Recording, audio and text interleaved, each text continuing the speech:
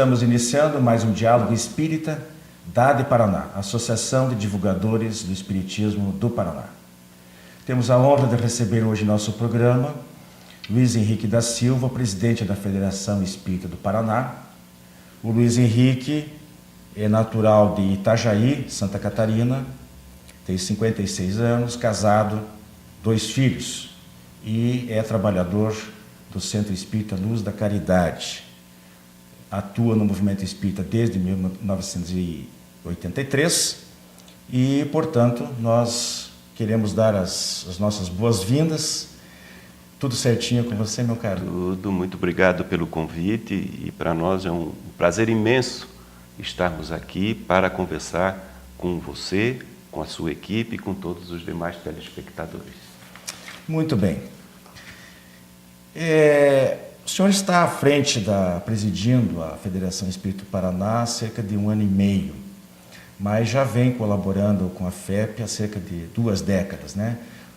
Ocupando diversos cargos administrativos, como conselheiro, depois passou por algumas gestões como na vice-presidência, agora está presidindo. Qual é a avaliação que você faz do movimento espírita estadual? Olha, o movimento espírita estadual é um movimento que está sempre em crescimento. Nós observamos nas últimas gestões e esse cuidado de nós estarmos qualificando o movimento espírita, e quando falamos qualificar movimento espírita, falamos diretamente na base, que são as casas espíritas. E o papel da Federação Espírita do Paraná é esse papel de organizar o movimento espírita no Estado. Para termos um movimento atuante, forte no aspecto doutrinário, necessário se faz trabalharmos as bases. E a Casa Espírita é a base de todo o movimento espírita. Então, o nosso cuidado de realmente prestar todo um suporte e serviço às casas espíritas. E a gente tem observado um trabalho crescente no aspecto da fraternidade, no aspecto da unificação, mas também no aspecto do preparo doutrinário, que é uma preocupação muito grande. Nós temos uma responsabilidade no que tange a divulgação e a difusão da doutrina espírita, e por isso, então, a gente observa esse cuidado das últimas gestões, de todas as gestões da Federação Espírita do Paraná. É uma instituição de 110 anos, a Federação estará fazendo 111 anos agora, em agosto de 2013, e temos observado um trabalho muito acentuado em relação ao movimento espírita no que tange aos dirigentes, aos trabalhadores de casas espíritas, proporcionando aos frequentadores, então, um serviço de qualidade e, acima de tudo, de exemplo, em função da vivência da prática do espiritismo. Agora, você tocou no assunto, tocou um termo ali que eu gostaria de explorar um pouquinho mais. Você falou em unificação. Uma época assim de tanta diversidade, de tantas diferenças que a sociedade como um todo, né? Não estou falando aqui somente do movimento espírita, mas de tantos movimentos sociais aí, de defesa dos direitos de minorias e etc. E também do próprio movimento onde a liberdade de pensar, de se expressar, né, de interpretar a doutrina espírita, sem aprofundar a questão de o que é Kardec, o que não é Kardec, mas o ponto que eu quero chegar é o seguinte: a preferência realmente ainda é a filosofia, digamos, do movimento federativo por unificação ou por união? A união leva à unificação, porque se nós não estivermos unidos, nós não temos um processo de unificação. E a gente sabe que as divergências sempre vão existir. O que é importante quando trabalhamos numa instituição como a Federação Espírita do Paraná é sabermos compreender que nós vamos ter essas dificuldades, nós temos que aprender a superar, nunca levar de forma com objetivo pessoal, né? Porque aí a gente supera esses obstáculos. É muito natural nós encontrarmos várias conotações que divergem da direção e da equipe da Federação Espírita do Paraná. Mas, no entanto, o que nós temos que fazer nós temos todos, tanto casas espíritas, como as uniões regionais espíritas que representam a Federação Espírita na região, como a Federação Espírita do Paraná, tem um estatuto que determina o objetivo daquele órgão, daquela instituição. Nós temos que seguir à risca. Quando nós compreendermos isto, nós vamos superar as divergências, as diferenças de opiniões. Isso é muito natural, nós temos que saber bem enfrentar essas situações, porque senão nós vamos ficar, ao invés de nos unirmos, vamos nos afastar. E o processo de unificação é buscarmos compreender isto, criar uma ambiência fraternal, amiga, para que a gente possa, nesse processo de unificação, ela não se dá da noite para o dia.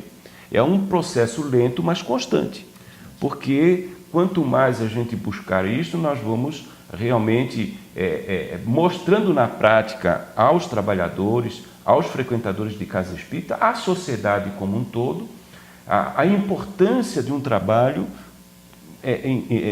relacionado com a difusão e a divulgação da doutrina espírita. E a casa espírita, ela tem esse papel de mostrar à sociedade o quanto nós podemos ser úteis, né? Prestando um serviço de esclarecimento, de atendimento emergencial que nós temos na casa espírita, né? Temos aí o esclarecimento através do estudo, temos a atividade que podemos proporcionar através do passe, né? da conversa fraternal, amiga na casa espírita, tentando auxiliar aqueles que vêm em busca de um consolo e vêm em busca de esclarecimentos. Perfeito.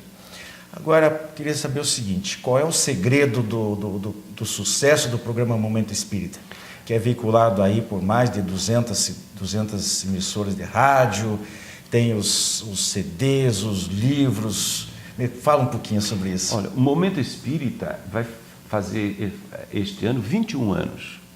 Nós temos em torno de quase 450 mil CDs que foram produzidos nesse período. Em torno de 119 mil livros do Momento Espírita.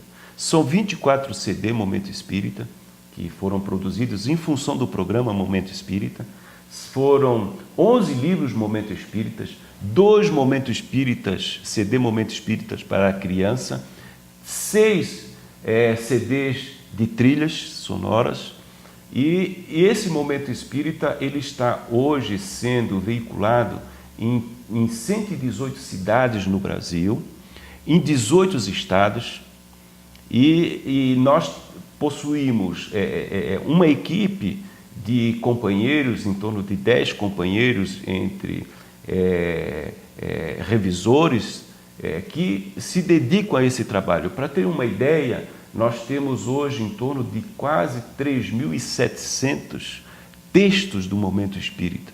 418 em inglês, 378 em espanhol, 61 em francês, 75 em italiano. Então, é uma produção assim inigualável. Todos esses direitos, essa equipe cede à Federação Espírita do Paraná, que coordena esse trabalho. E tudo isto, por exemplo, nessas 118 cidades que vinculamos, e são 223 hoje, 223 emissoras que divulgam o Momento Espírita. 2 no Paraguai, que veicula para aquela região toda, ali até inclusive a Argentina. Então é um trabalho de sucesso mesmo, mas é um trabalho assim que foi um crescente e uma dedicação muito grande. É um programa de curta duração, né, trazendo os valores que devemos cultivar nos nossos corações, e isso aí não criando problemas com as consciências e com as demais religiões, que todas têm sua importância e o seu valor. Pois é, isso que é notável a gente conversando com as pessoas, e aí as pessoas, porque todo mundo assiste o Momento Espírita, né? Evangélicos, católicos, eles dizem, olha, eu não sou espírita, não frequento, não conheço, mas o programa eu ouço sempre. Quer dizer, eu acho que essa facilidade de penetração das ideias, porque é colocado de uma maneira realmente muito suave, como se diz, de colocação de valores, de incentivo a a moralização, a mudança de comportamento. É isso que faz o movimento espírita ser o que é, né? Não, para vocês terem uma ideia, nós recebemos por mês em torno de 750 e-mails. Desses e-mails são colocações dos ouvintes a respeito do que aquela mensagem trouxe para eles, de consolo. Muitos agradecendo, às vezes estavam à beira de um suicídio, ao escutar o programa tiveram uma visão diferente. Outros caminhoneiros relatando a importância que, às vezes, ele por um problema familiar, estava na estrada preocupado, botou o CDzinho O Momento Espírita e realmente ele teve uma diferença muito grande na sua vida. Então são relatos, e alguns relatos até de crítica, sugerindo algumas coisas, né? Mas isso que é importante, são 750 e-mails por mês que nós respondemos a todos. Só para os nossos telespectadores, quem não sabe, os horários e as rádios aqui em Curitiba são veiculadas... No início da manhã, em torno de 7 horas da manhã, que é a Ouro Verde e a Caiobá, e no finalzinho da tarde, em torno de 5 para as 7 da noite, que é naquela Voz do Brasil, não sei se é isso mesmo aí hoje, né? Que é aquele programa nacional que sai em todas as rádios. 5 minutinhos antes entra o Momento Espírita e depois vem o programa. Então está na Ouro Verde e na Caiobá. Inclusive o próprio o Paulo Roberto é o que contribui muito conosco, que a voz é dele, né? Então por isso que nós temos, inclusive, só para ter uma ideia, textos preparados e gravações até setembro já, porque o que normalmente é assim, se o Paulo Roberto está com um problema de voz, ele não grava, ele precisa se inteirar do texto, vivenciar o texto, não é algo assim improvisado. Então, às vezes, naquela semana ele não está bem para gravar e ele não grava. Então, sempre o programa está à frente, né? Nós temos programas já gravados até setembro. Maravilha. Nós vamos para um pequeno intervalo e voltamos logo mais continuar a nossa conversa aqui com o Luiz Henrique.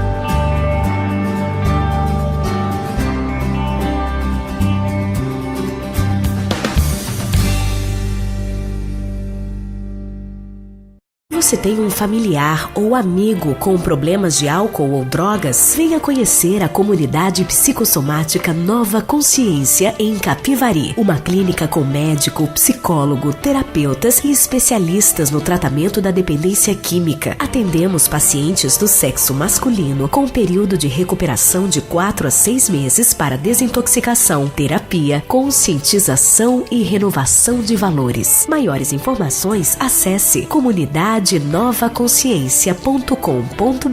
ou ligue 34917000 com Saulo ou Arnaldo. Você que é distribuidor ou administra uma livraria espírita, não pode deixar de conhecer os livros da Editora M de Capivari, São Paulo. São mais de 350 títulos com dezenas de campeões de vendas. Peça o catálogo e dê aos seus clientes a oportunidade de conhecer os excelentes livros da Editora M. Contatos pelo e-mail vendas@editoram.com.br ou telefone DDD 19 3497 7000.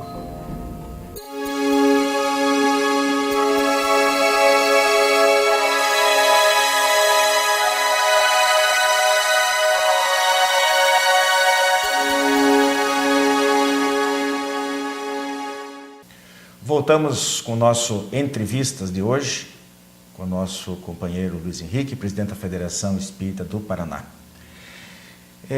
Luiz Henrique, eu tenho aqui alguns números sobre o censo de 2010 e gostaria que você comentasse sobre eles. Entre as 27 unidades da Federação, o Paraná é o 13º em percentual em número de espíritas, apenas 1,04%. E também o 13º em crescimento de espíritas no conjunto da população, tomando-se por base o censo anterior de 2000. Teve um crescimento de 57,8%. Somos aí em torno de 108 1.805 espíritas no Paraná. Por outro lado, segundo conseguimos apurar no próprio site da FEP, dos 399 municípios paranaenses, somente 125, ou seja, 31,3%, tem um centro espírita. Comparando com o Rio Grande do Sul, que possui uma população equivalente à do Paraná, aqui nós só temos 60% de números de centros que tem lá. Então a pergunta é, o que a Federação Espírita tem se preocupado em montar uma estratégia para conseguir um crescimento do número de casas espíritas, principalmente de ter uma cobertura maior nesses municípios que não têm centro espírita? Na realidade, eu peguei informações do censo e não consegui realmente encontrar a metodologia que foi utilizada. Pelo seguinte, porque hoje a federação possui cadastrado, e nós acompanhamos através de URI, e temos contato com essas casas, 327 casas espíritas cadastradas. Desses 327 casas espíritas, nós observamos, que você colocou, que temos 399 municípios no Paraná. Isso abrange em torno de 10 milhões e 250 mil habitantes. 80% dessa população é atendida com casa espírita hoje. 80%. Apenas um percentual em torno de esses 20% são a maioria dos municípios no estado, por incrível que pareça. São em torno de 255 municípios. Então, nós temos atendidos aí em torno de 144 municípios, que é o de maior população. Sim. Esses 255 municípios, em média, tem uma população de 8 mil habitantes. Então, a gente observou que no censo tem alguma dificuldade. Eu mesmo não fiz a entrevista do IBGE. Então, tem alguma coisa que não está... Veja que tem uma divergência acentuada de divergência aí. Mas eu gostaria de esclarecer quais são os passos que nós estamos dando para realmente melhorar essa abrangência. Porque nós temos uma preocupação muito grande. A preocupação primeira é não crescermos em quantidade, mas em qualidade. Óbvio que agora chegou o momento que acelerar um pouco essa quantidade, porque em qualidade nós também já estamos com bons trabalhos, né? E a ideia em quantidade agora de levar para esses pequenos municípios é um entendimento que estamos tendo com as URIs e com as próprias casas espíritas da região, que tem um município próximo e que não tem casa espírita, que eles vão naquele outro município que tem a casa espírita. De começar a fomentar um trabalho de evangelho no lar, primeiro. Puxa, é exatamente isso. Desculpe só fazer um parênteses aqui, mas é bem o que eu ia estender a pergunta nesse sentido, porque Kardec, ele priorizava os grupos pequenos, e na época, com a dificuldade, quando ele não tinha como, as coisas não funcionavam como hoje, era justamente isso, os chamados grupos familiares, né? Isso aí. Então, a ideia já iniciamos nessa interregional, que nós visitamos todo o estado do Paraná, conversando com os dirigentes nas regiões e também com os trabalhadores, é esse entendimento. As próprias casas espíritas a auxiliar aqueles indivíduos que procuram a casa espírita de procurar fortalecer um evangelho no lar, com todo o suporte da Federação e da URI. Depois disso, com esses grupos formados, com um dia na semana para fazer o evangelho, começar a verificar o interesse para formar um grupo de estudos na semana. Depois disso, um grupo já de estudos bem fundamentado e trabalhado, começar a preparação para criar uma instituição, um centro espírita naquela cidade, com todo um suporte jurídico, administrativo da federação, para viabilizar a formação dessa célula de um centro espírita naquele local. Então, nós diríamos que a perspectiva futura, realmente, de nós, divulgarmos e difundirmos em todos os rincões do nosso estado. Esse é o objetivo. E nós não podemos desprestigiar as pequenas cidades em função dessa situação. Hoje nós já conseguimos atender os grandes municípios, né? Então, hoje, em média, nós temos aí, para cada centro espírita, uma média de 30 mil habitantes para cada centro espírita que nós temos. Entendi. Hoje. Então, a colocação em relação a essas informações do censo, existe ainda algumas dificuldades. Em algumas outras cidades que a gente vai pesquisar, nós encontramos que o pessoal faz pela busca do CGC, CNPJ. No CNPJ, não determina, espiritualista, tudo entra. Então, por exemplo, a religião católica é espiritualista, né? Mas nem todo espiritualista é espírita. Sim. Então, gera um número que, às vezes, a gente se assusta. A população de todo o nosso estado é a população do estado, da cidade de São Paulo, hoje. A cidade de São Paulo tem em torno de 10 milhões e 500 mil habitantes, enquanto que do Paraná tem 10 milhões e 250 mil habitantes. Então, a gente vê que hoje nós já atendemos os grandes municípios e realmente agora é fortalecer.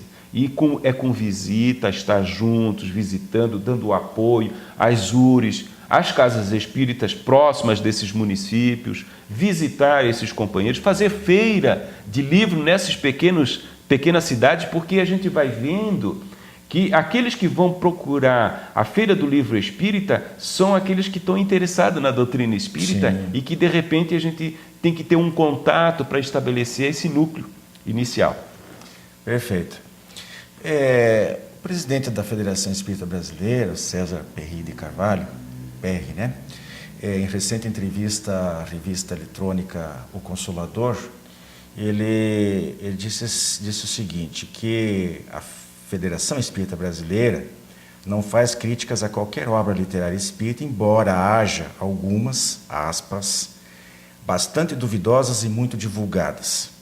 E assim se dá preferência pela divulgação maciça das obras básicas.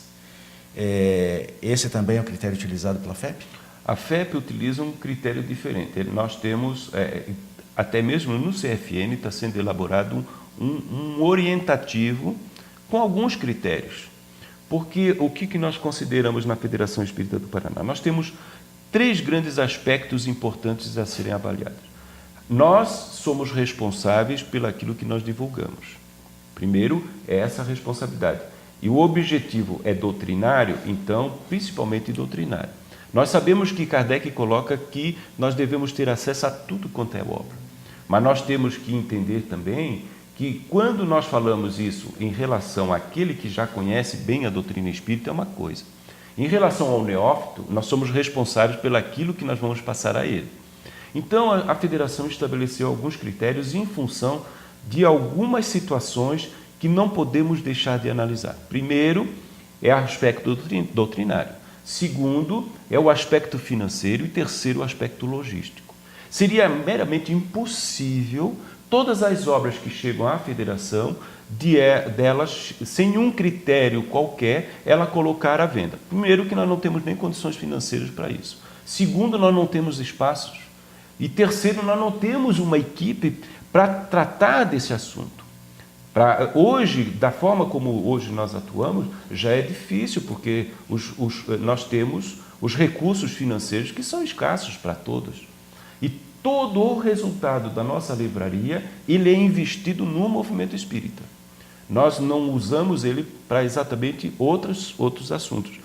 Nós colocamos à disposição do movimento espírita através dos eventos, do suporte às URES, do suporte às casas espíritas, nesse aspecto de divulgar e difundir a doutrina espírita. O objetivo não é muitos livros, inclusive, Wilson, são aprovados. Nós temos uma equipe de 20 pessoas que leem todas as obras que chegam na Federação.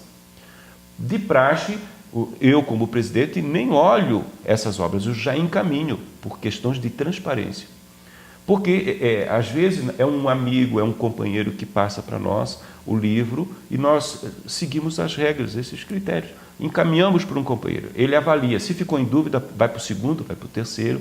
Às vezes a obra, ela não é reprovada, é uma obra doutrinariamente ok. Mas nós trabalhamos com alguns objetivos e um planejamento, Wilson. Entendi.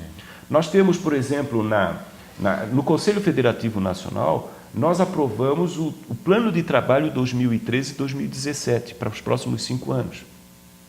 Nesse plano de trabalho participaram as 27 federativas do nosso país.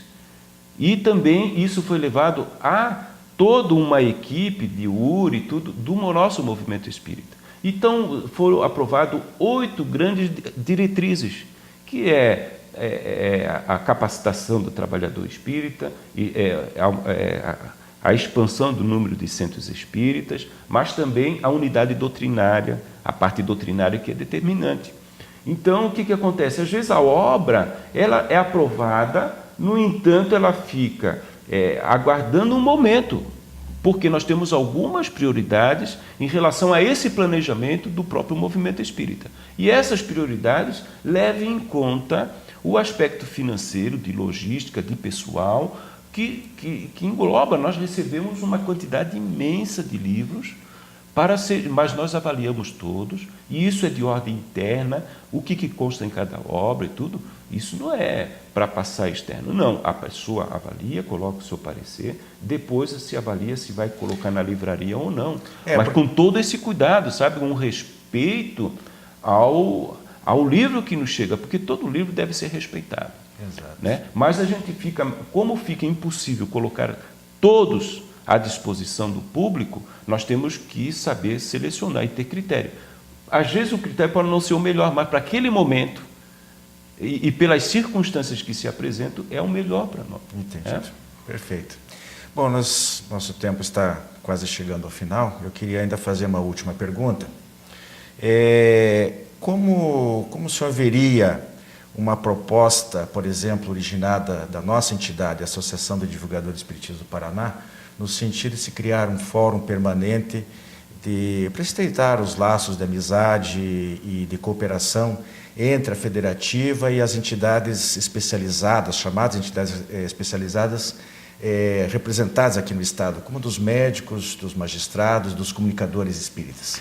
Nós achamos assim, muito interessante essa proposta, inclusive ela foi apresentada pelo próprio César Perry no Conselho Federativo Nacional, porque até mesmo nós não estávamos tendo mais condições. Estava lá a ABRAME, a ADE, a AME e a Cruzadas dos Militares, né? E a dos operadores jurídicos, a dos psicólogos, e já estava aumentando o número. Não, chegou o momento de nós trabalharmos isso de forma diferente. Então nós verificamos algo muito positivo, muito embora a federação continue convidando as especializadas para participar no conselho, mas nós vemos assim muito importante fazermos esse trabalho. Porque lá só para fazer lá em Brasília, as entidades especializadas saíram do CFN e estão criando, inclusive, agora um conselho, né? A ideia é criar-se um Conselho Nacional de Especializadas, junto com a Federação Espírita Brasileira.